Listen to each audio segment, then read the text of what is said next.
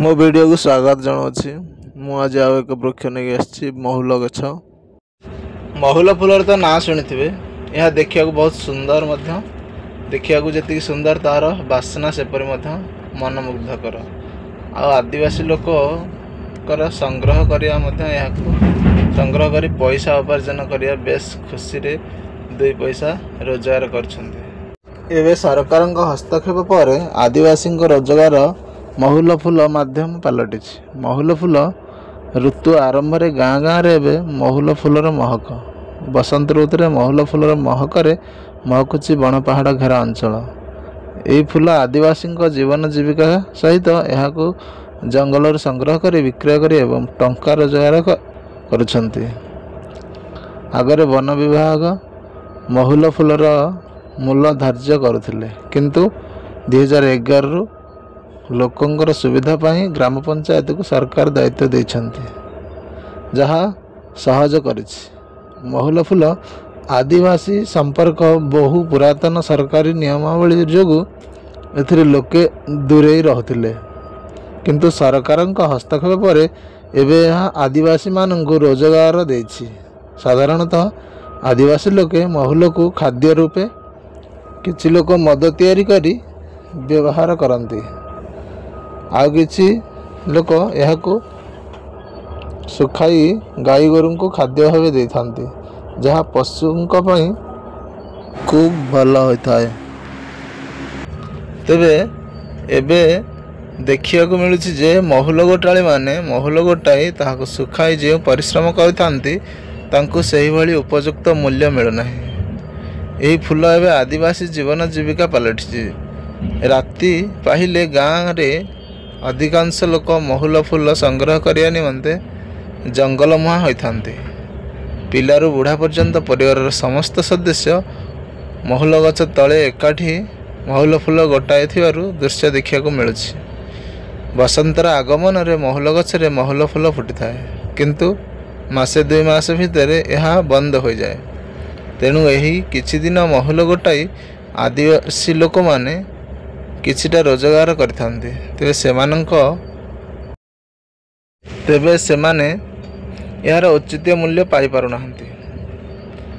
महुल मध्य आयुर्वेद अनुसार महुल एक शक्तिवर्धक औषध। एथिरे आयरन और जिंक, कैल्शियम, फाइबर सह प्रोटीन मात्रा मध्य भरी रही थाए। यह मनुष्य शरीर पई लाभदायक होता है। यह सेवन करने द्वारा शरीर में थकापन, दुर्बलता एवं यौन रोगर मुक्ति मिलता है। यह द्वारा शरीर समस्त समस्या दूर हो जाता है। महुल छाली को टन्सिल, डायबिटीज, अल्सर एवं अर्थराइटिस मध्य व्यवहार करा जाए। एथिपाई आपण महुल छाली को काढ़ा करी नियमित सेवन करें। यह द्वारा समस्त समस्या दूर हो जिवो। यह सहित शरीर में जबरदस्त शक्ति आसी थाए। महुल ओडिशा, झारखंड, उत्तर प्रदेश, बिहार, केरल एवं गुजरात भली राज्य रे जंगल रे महुल गछ देखिया को मिले। महुल गछ 3 वर्ष हेले फूल फुटी थाए और 10 वर्ष हेले डाल फल देखा जाए, जहाँ दीर्घस्थायी रोजगार को बाट देखाई थे आदिवासी लोकों को। महुल गछटे प्राय 100 ରୁ 150 वर्ष पर्यंत बंची थाए। गोटे बड़ गछरू 70 ରୁ 75 किलो जाए फल मिली थाए। फूल फुटिया पूर्व प्रति वर्ष फेब्रुआरी ठारू अप्रैल मध्य पुराणा पत्र सब झड़ी जाए और अप्रैल मई मासरे नुआ पत्र देखा दिए। महुल फूलर लंब 1.5 सेंटीमीटर पर्यंत होता है। जून रे अगस्त पर्यंत यह फल पाचे। मंजी गुड़िक 2 ରୁ 3 सेंटीमीटर होता है लंबा और मंजी गुड़िक देखिया को चेप्टा। यार पाचिला फल अति सुमधुर व स्वादिष्ट। महुल साधारणतः पहाड़िया और जंगल जगार अधिक,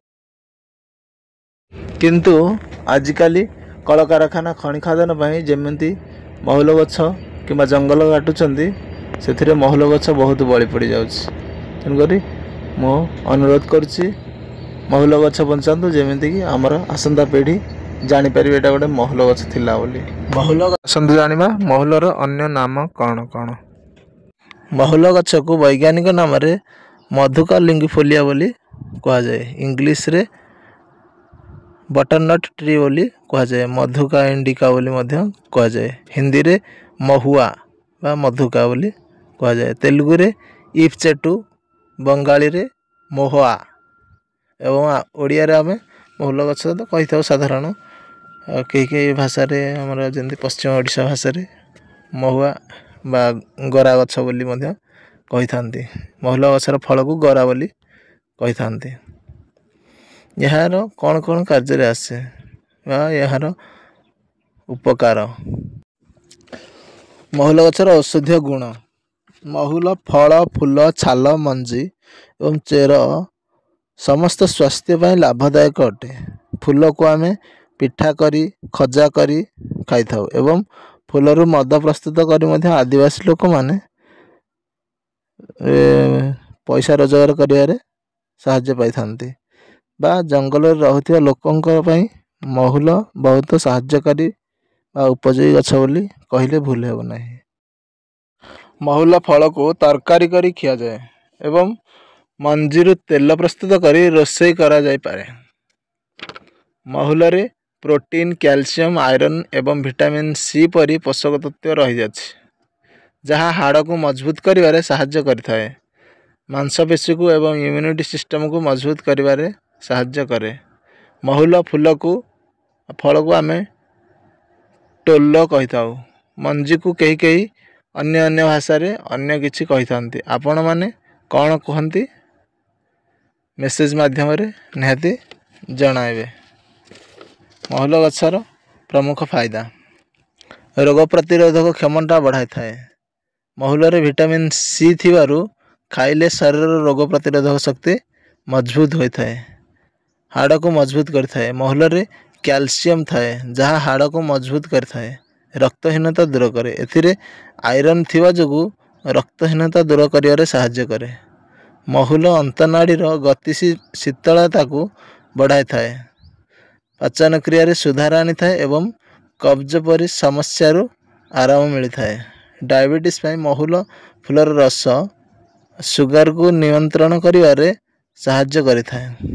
ଥଣ୍ଡା କାଶ। ମହୁଲରେ ଆଣ୍ଟି ଇନଫ୍ଲାମେଟରୀ ଗୁଣ ଥିବାରୁ ଏବଂ ଆଣ୍ଟି ବ୍ୟାକ୍ଟେରିଆ ଗୁଣ ଥିବାରୁ ଥଣ୍ଡା, କାଶ ଏବଂ ଅନ୍ୟ ସ୍ୱାସ୍ଥ୍ୟ ସମ୍ବନ୍ଧୀ ସମସ୍ୟାରୁ ଆରାମ ଦିଏ। ମହୁଲରେ ଦରଜ ପାଇଁ ମହୁଲ ତେଲ ବା ଟୋଲ ତେଲ ଶିରର କମଜୋରିରେ ଏବଂ ଗଣ୍ଠିର ଦରଜରେ ମାଲିସ କଲେ ଆରାମ ମିଳିଥାଏ। ରୋଗ ନିରାକରଣ। ଡାଇବେଟିସ୍ ଲକ୍ଷଣକୁ ନିୟନ୍ତ୍ରଣ କରିଥାଏ। ଆୟୁର୍ବେଦରେ ଅନୁସାରେ ମହୁଲ ଗଛର ଛାଲ ଡାଇବେଟିସ୍ ପାଇଁ ବହୁତ ଉପଯୋଗୀ। ଯଦି ଉପଯୁକ୍ତ ମାତ୍ରାରେ ବିଶେଷ ସାବଧାନ ରଖି ହୁଏ ତେବେ ମହୁଲ ବ୍ୟବହାର ଦ୍ୱାରା କିଛି ପରିମାଣରେ ଡାଇବେଟିସ୍ ଲକ୍ଷଣକୁ ରୋକିଥାଏ। ଦାନ୍ତର ଦରଜ ଠିକ୍ ହୁଏ। ଯେଉଁ ଲୋକମାନଙ୍କର ଦାନ୍ତର ଦରଜ କିମ୍ବା ଦାନ୍ତର କୌଣସି ସମସ୍ୟା ଅଛି ସେମାନଙ୍କ ପାଇଁ ମହୁଲ ଗଛର ଛାଲର ବ୍ୟବହାର କାଫି ଲାଭଦାୟକ ହୋଇଥାଏ ଏବଂ ମହୁଲ ଗଛର ଦାନ୍ତକାଠି ଘଷିଲେ ଦାନ୍ତମୂଳ ମଜବୁତ ହୋଇଥାଏ। ଛାଲକୁ ଗୁଣ୍ଡ କରି ଏବଂ ଏହାକୁ ପାଣିରେ ମିଶାଇ କୁଳା କଲେ ଦାନ୍ତ ଦରଜରୁ କିଛି ଆରାମ ମଧ୍ୟ ମିଳିଥାଏ। ଏହାର ସତର୍କ ସୂଚନା ବା ସାଇଡ୍ ଇଫେକ୍ଟ। ମହୁଲ ବହୁ ରାସାୟନିକ ପଦାର୍ଥରେ ଭରି ରହିଥାଏ, ଯାହା ଶରୀରର ପ୍ରତିକ୍ରିୟା ପ୍ରତ୍ୟେକ ବ୍ୟକ୍ତି ଅନୁସାରେ ଅଲଗା ଅଲଗା ଭାବରେ ପ୍ରକାଶ ପାଏ। ସେହି ସମୟରେ ଯଦି ଆପଣ ପ୍ରଥମରୁ ଔଷଧ କୌଣସି ବ୍ୟବହାର କରୁଛନ୍ତି ତେବେ ମହୁଲରେ ଥିବା ରାସାୟନିକ ପଦାର୍ଥ ଯୋଗୁଁ ଅଲଗା ପ୍ରତିକ୍ରିୟା ଦେଖାଦେଇପାରେ। ସେହିପରି କିଛି ଲୋକଙ୍କୁ ମହୁଲରେ ଥିବା କିଛି ବି ତତ୍ତ୍ୱରେ ଆଲର୍ଜି ମଧ୍ୟ ହୋଇପାରେ ଏବଂ ଏହି ସମୟରେ ଏହା ସେବନ କରିବା ଦ୍ୱାରା ନିଶ୍ୱାସ ପ୍ରଶ୍ୱାସ ନେବାରେ ମଧ୍ୟ କଷ୍ଟ ହୋଇଥାଏ ଏବଂ ତ୍ୱଚାରେ ଦାଗ, କୁଣ୍ଡିଆ ଏବଂ ଜଳନ ପରି ସମସ୍ୟା ମଧ୍ୟ ଦେଖାଦେଇପାରେ। ମହୁଲରୁ କୌଣସି ଆଲର୍ଜି ସମସ୍ୟା ହେଲେ ତୁରନ୍ତ ଡାକ୍ତରଙ୍କ ପରାମର୍ଶ କରିନେବେ। ଯଦି ମୋର ଏହି ଭିଡ଼ିଓରୁ କିଛି ଶିଖିଲେ ତାହେଲେ ଲାଇକ୍ କରିବେ ଏବଂ ଅନ୍ୟମାନଙ୍କୁ ଏହି ଭିଡ଼ିଓଟିକୁ ସେୟାର କରିଦେବେ ଏବଂ ସବସ୍କ୍ରାଇବ୍ କରିବା ଭୁଲିବେ ନାହିଁ, କାହିଁକିନା ମୁଁ ଏପରି ଆଗକୁ ଅଲଗା ଅଲଗା ଗଛର ଭିଡ଼ିଓ ଧରିକି ଆସୁଛି।